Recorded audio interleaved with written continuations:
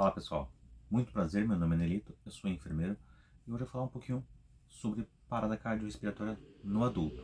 Lembrando que esse vídeo eu estou falando com foco para você que é da área da saúde, é um profissional do APH ou de outro setor, mas que tem uma habilidade para checar pulso, tá bom? Em outro momento eu falo um pouquinho com mais detalhes sobre a parada cardiorrespiratória para leigos, tá bom? Eu vou citar alguns pontos, mas eu não vou entrar em detalhes. Bom, eu tenho que definir praticamente aí algo importante, que é uma parada cardiorrespiratória.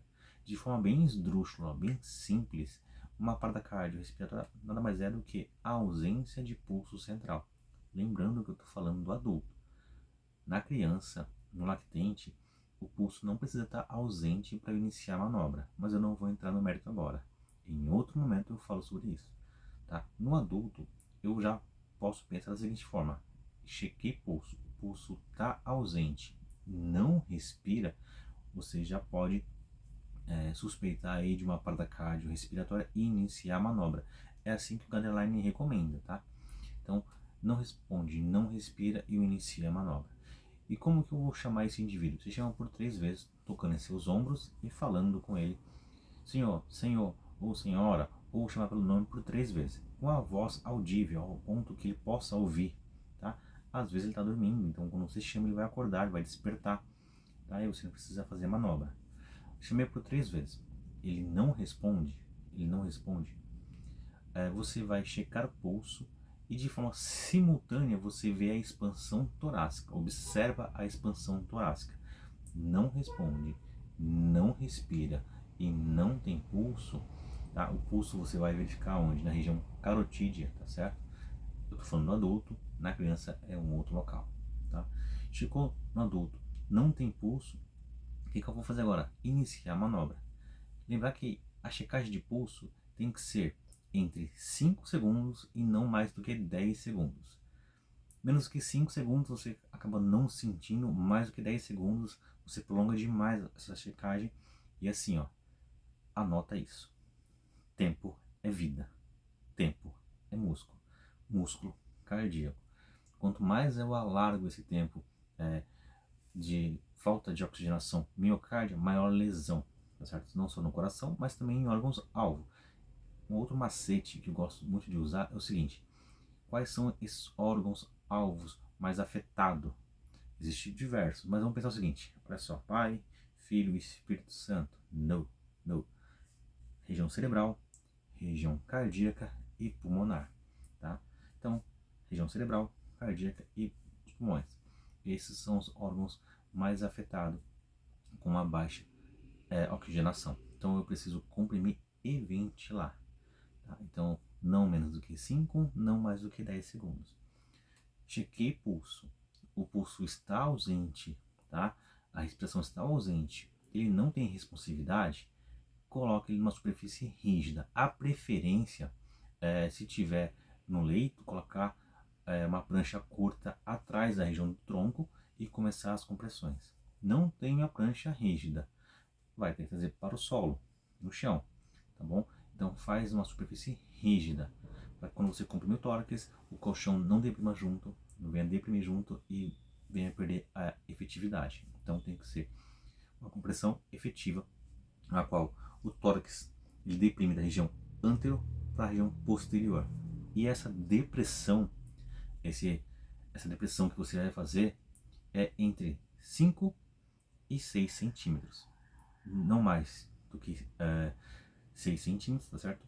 E não dá para ser mínimo também, porque senão você perde aí a sua efetividade, você não cria uma sístole, uma diástole efetiva.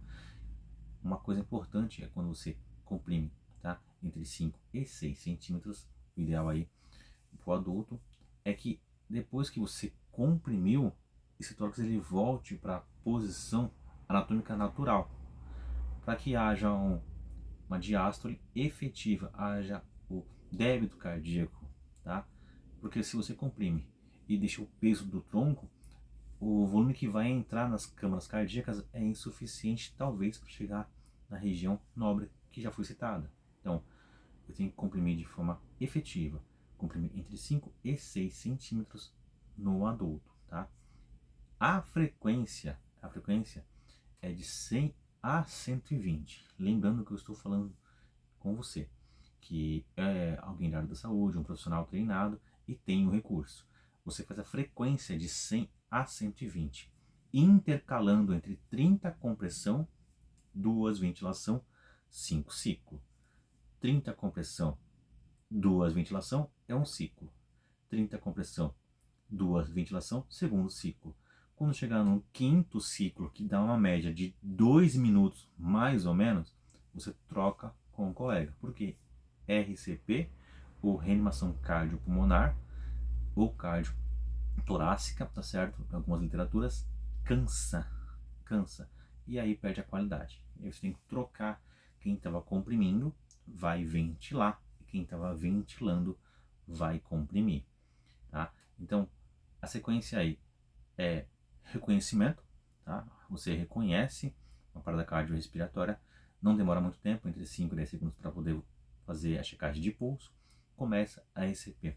Essa RCP tem que ser feita aí numa frequência de 100 a 120 e num intervalo, lembrando que eu estou com alguém treinado aqui falando, não estou falando agora de leigo, estou falando no momento de pessoas que têm uma noção do que está fazendo, que vai ser 30 compressão, 2 ventilação, 5 ciclo, tá? E a depressão é entre 5 e 6 centímetros. Lembrando que tem que ter o retorno total do tórax, tá bom? Na hora de ventilar, você tem aquele dispositivo chamado bolsa válvula máscara, o vulgo AMBU. Peça AMBU em qualquer lugar, até nas provas vai estar escrito AMBU, mas o nome técnico mesmo é bolsa válvula máscara. Bom, quando você for ventilar com a bolsa válvula máscara, ele comprimiu, né? E agora eu vou ventilar. A ventilação, ela tem que durar 1 segundo cada, tá? Ventila. Para ter efetividade na sua ventilação, você conta 1001, 1002. Porque na hora da adrenalina, na hora da intercorrência, é comum a pessoa ficar um pouquinho ansiosa e ela ventilar assim, ó, rápido demais. Só que a gente gasta em média, e isso é o Guyton falando, tá? Guyton, entre outras literaturas, falando assim, que a gente gasta mais ou menos uma média de 3 segundos para inspirar e para expirar. Uma média de 3 segundos. Então, quando você faz muito rápido, você manda o ar dentro da região pulmonar, mas não permite que ele também faça aquela oxigenação, tá certo? Que retorne também o ar para a região oral e nasal. Então você tem que comprimir, tá certo? Mas também tem que ter um intervalo de pelo menos 1 segundo. E a técnica de viração da máscara, depois eu mostro para vocês em outro momento, é a técnica C e E, para que a máscara vede a região nasal e oral, tá? Então, para não escapar o ar, você tem que usar uma técnica chamada técnica C e E. É uma técnica que a gente utiliza bastante para poder ventilar de forma efetiva e não escapar ar, tá bom?